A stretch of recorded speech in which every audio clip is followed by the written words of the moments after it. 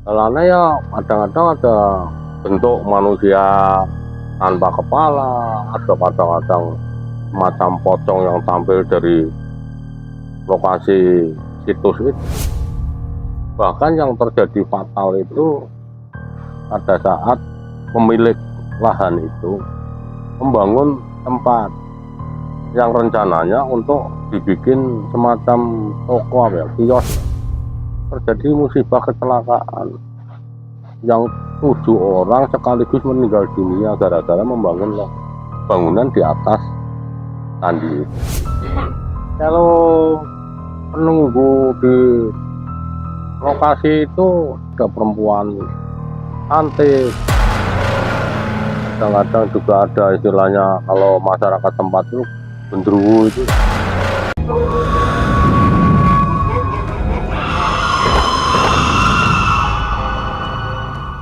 Assalamualaikum warahmatullahi wabarakatuh. Salam Rahayu. Kembali lagi bersama kita di acara Ngromyah Medeni Romet. Kali ini saya menggantikan Robi Pansa yang tengah berhalangan, dan saat ini kita berada di luar studio karena ini di wilayah Slawi. Ini kita akan ngobrol-ngobrol dengan narasumber kita kali ini, yaitu Mas Pak Slamet Glang. Ya. Selamat sore nih Pak. Selamat sore. Iya.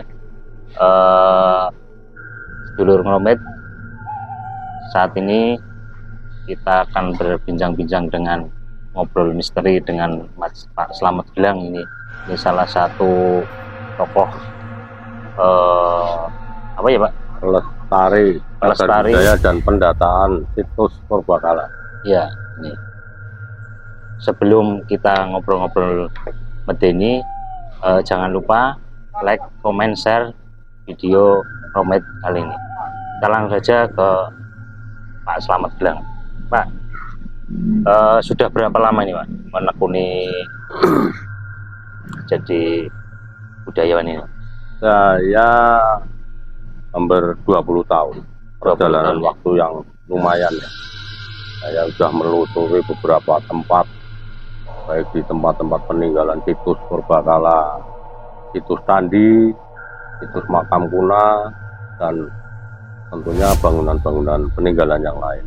Iya Pak, tentunya jenengan ini kan sudah muter-muter kemana-mana ya Pak.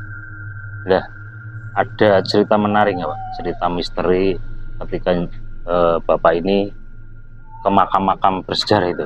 Kalau cerita-cerita yang menarik, kemudian beberapa hal kaitannya dengan dunia lain itu pastinya sering sekali ya.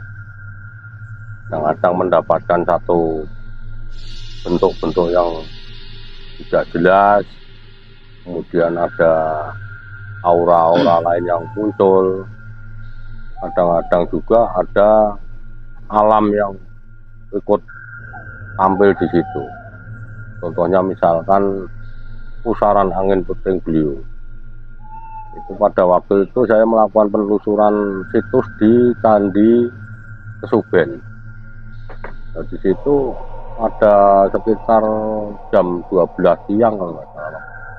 Tahu-tahu suasana menjadi mendung, gelap, mau turun hujan. Padahal waktu itu cuaca cerah, tapi munculnya itu aura yang seperti itu. Sehingga saya tidak melanjutkan lagi penelitian, tapi menunggu sampai situasi tenang, situasi reda, kemudian saya masuk ke lokasi. Itu pengalaman yang pertama di Candi Kesuben. Candi Kesuben letaknya di mana itu? Candi Kesuben itu letaknya di Desa Kesuben, Duren Sawit ya, Lebakhiu, Kecamatan Lebakhiu. Itu di bawah paling ujung selatan desa, di pekarangan penduduk tempat itu pohon bambu semua. Jadi di situ itu ya aneh lah, katakanlah di situ suasana terang menjadi gelap itu kan berarti ada sesuatu hal yang sangat-sangat luar biasa. Dan saat itu jenengan itu sendirian atau dengan? Saya waktu itu dengan tim tim dari Puslitbang Arkena Jakarta kalau nggak salah. Jadi ada 10 orang tim yang mau melakukan penelitian penggalian di situs Candi Kesuben. Karena terjadi sesuatu hal yang ganjil di situ, maka sementara kita hentikan untuk melakukan survei kajian. Setelah kurang lebih 1 jam berikutnya, suasana sudah menjadi tenang kembali, suasana menjadi aman, kita baru melakukan orientasi ke situs Candi Kesuben. Dan saat itu lihat ada keanehan penampakan atau apa gitu di situ? Yaitu penampakannya itu berupa angin puting beliung, pohon bambunya itu pada patah semua. Ada semua ya. Dengan suasana yang gelap gulita, mendung, sangat pekat sekali. Bisa diceritakan apa namanya, Candi Kesuben itu apa? Candi Kesuben itu peninggalan pada peradaban era Hindu. Diperkirakan oleh para ahli itu pada abad ke-7 itu di situ sebagai tempat, atau tempat semacam wihara ya, atau tempat pemujaan, juga meninggalkan jejak-jejak berupa bata besar. Kemudian di lokasi itu ada arca Ganesha, arca Dwarapala, banyak sekali. Karena memang itu situs candi Hindu kuno di situ. Ada makamnya, Pak? Makamnya jauh dari lokasi. Yang jelas di situ situs candi Hindu peradaban abad ke-7. Dan memang posisi tempatnya saja berada di posisi paling ujung desa itu. Kira-kira kalau masyarakat setempat saja tidak berani masuk ke lokasi itu, malam harinya ya sering terjadi hal-hal yang aneh di lokasi itu. Hal anehnya no? Hal aneh ya kadang-kadang ada bentuk manusia tanpa kepala, ada kadang-kadang semacam pocong yang tampil dari lokasi situs itu. Bahkan yang terjadi fatal itu pada saat pemilik lahan itu membangun tempat yang rencananya untuk dibikin semacam toko ya, kios ya. Terjadi musibah kecelakaan yang 7 orang sekaligus meninggal dunia gara-gara membangun bangunan di atas candi. Itu candi seluas berapa itu? Candi ya diperkirakan sekitar ada berapa ya, sekitar ada 50 meter persegi lah. 50 meter persegi ya. Jadi, kalau dengan lokasi di luarnya mungkin ratusan meter persegi. Karena berada di posisi pekarangan penduduk, juga sebelahnya juga ada persawahan. Berarti tanah itu tanah warga ya? Ya, tanah milik warga. Dulunya ya mungkin peninggalan turun temurun ya, di situ ada situs candi. Tapi di tempat lain pun juga ada situs candi yang sama. Di daerah Pagerbarang ada situs candi namanya Candi Watugong. Itu juga lokasinya sangat-sangat luar biasa sekali, berada di tengah sawah, jauh dari pemukiman. Itu banyak hal-hal yang aneh di lokasi-lokasi itu. Saya sendiri yang seringkali orientasi ke situ saja kadang-kadang tidak berani masuk. Karena apa? Tidak ada teman yang mendampingi, sendirian ke sana, balik lagi, nggak berani orientasi. Cuman mengambil gambar dari luar, kemudian cerita masyarakat tempat. Itu di Pagerbarang. Kalau yang di tadi Candi Kesuben itu sempat dikultuskan masyarakat untuk meminta apa gitu Pak di situ? Itu kalau tiap hari-hari tertentu ya Om. Artinya tiap bulan Suro itu biasanya masyarakat tempat itu menaruh sesaji atau bentuk-bentuk lain yang terkait dengan apa tuh hari 1 Suro itu. Jadi mengirim bekal kubur, mengirim semacam dupa menyan di lokasi itu. Nah kalau sepengalaman jenengan atau mungkin ya cerita-cerita masyarakat bahwa di situ itu penunggunya siapa kalau di Candi Kesuben itu? Kalau penunggu di lokasi itu cerita masyarakat ya, cerita masyarakat itu ada perempuan cantik, kadang-kadang juga ada istilahnya kalau masyarakat tempat itu gendruwo itu ya. Gendruwo itu sering kalau anak-anak kecil yang lewat itu lari habis ngaji itu tahu ada tubuh besar tinggi di lokasi itu. Ya, anak-anak kecil kan lari meninggalkan tempat itu. Padahal lintasan jaraknya antara rumah dengan mereka kan dekat. Dekat ya. Kemudian ini Pak, saat ini kondisi candinya seperti apa ini? Candi Kesuben saat ini kurang terawat, masih berantakan karena tidak jadi untuk direstorasi lagi. Artinya waktu itu mau didirikan atau mungkin dibebaskan ya ternyata masih kondisinya masih berantakan sekali. Ya bentuknya uka-uka lah di lokasi itu. Berarti itu salah satu cagar budaya yang sudah terdata atau memang hanya dibiarkan? Itu termasuk situs cagar budaya, tapi belum terregistrasi. Jadi peninggalan yang belum disahkan oleh pemerintah. Karena status milik tanahnya juga masih milik masyarakat dan warga.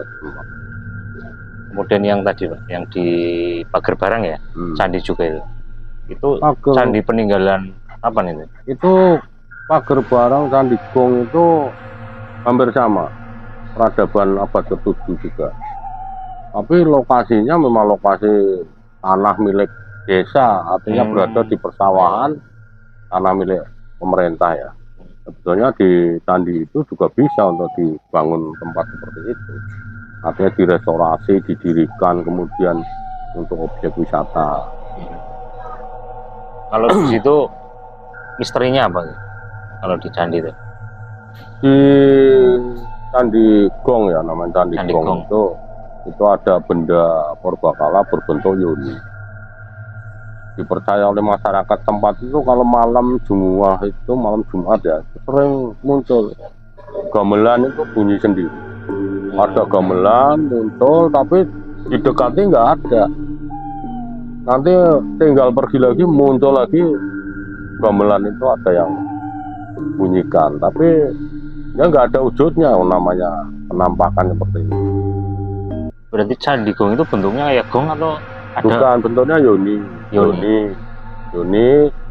Tapi ya kalau orang mengatakan ya watu lumpang itu. Oh, nah itu yang suara gamelan itu ya? Suara gamelan. Itu berarti dari situ? Ya dari situ Candi Watu Gong itu, makanya dia di orang setempat mengatakan Candi Gong itu kan karena bunyi-bunyian gamelan itu. Ya banyak sekali lah penampakan lain yang muncul. Kadang-kadang ya ada berupa suara anjing, kayak suara anjing serigala yang muncul dari hutan. Kadang-kadang ya ada sosok-sosok lain yang penampakannya tidak jelas. Di candi itu juga sering digunakan warga sekitar untuk istilah menyepi atau apa di situ? Itu sering digunakan untuk ritual masyarakat saat tanam padi itu, dia mengambil air dari tempat itu, yuninya itu diambil untuk ke sawah. Yaitu tadi juga ada kaitannya kalau sejarah kaitannya gamelannya itu memang kemungkinan pada era-era masa lalu itu di situ sering digunakan acara-acara tertentu.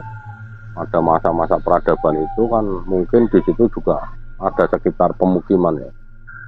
Itu mungkin ada tokoh yang sering mainkan gamelan itu. Tapi nggak tahu dulu itu orang itu menurut cerita masyarakat tempat, gamelan sering bisa diambil. Artinya ada bentuk wujudnya. Tapi setelah diambil, disewa, dipinjam ya, dipinjam untuk acara hajatan, tapi nggak dikembalikan lagi. Akhirnya gamelan itu nggak tahu musnah, hilang kemana. bentuknya nggak jelas. Berarti dulu memang di situ ada gamelan aslinya apa gimana? Ya penampakan artinya muncul seperangkat alat Ya. gamelan dipinjam masyarakat untuk acara pascajatan. Itu biasanya kan ada nanggap sintren atau nanggap Iya, iya. lais atau apa kan pakai gamelan itu. Tapi tidak dikembalikan, kadang-kadang dikembalikan tapi tidak diberikan syarat-syarat lain sehingga akhirnya Iya. gamelannya ya hilang musnah, Gamelan. terbawa goib itu. Sampai sekarang itu cerita itu berkembang pesat di tengah masyarakat tanah. Ini Pak, itu kan Candigong ya. Candigong itu dulunya memang tempat pemujaan atau memang hanya situs saja di situ? Itu Biasanya. tempat pemujaan karena namanya Yoni itu biasanya identik dengan itu, dengan nuansa agak religi ya. Nuansa religi. Tempat itu bisa digunakan untuk ibadah para penganut ajaran Hindu. Di seputaran itu juga sering digunakan untuk acara-acara lain. Cuman karena umurnya sudah ribuan ratusan tahun yang lalu ya, sekarang kondisinya udah nggak karu-karuan. Terima kasih Bapak Slamet Matur nuwun. udah ngobrol terkait dengan misteri makam-makam peninggalan zaman dulu ya. Sekian, terima kasih sedulur Ngromet dimanapun Anda berada. Ini kisah nyata dari Pak Slamet ini. Jangan lupa share, like, dan komen video kali ini. Terima kasih. Assalamualaikum warahmatullahi wabarakatuh. Salam Rahayu.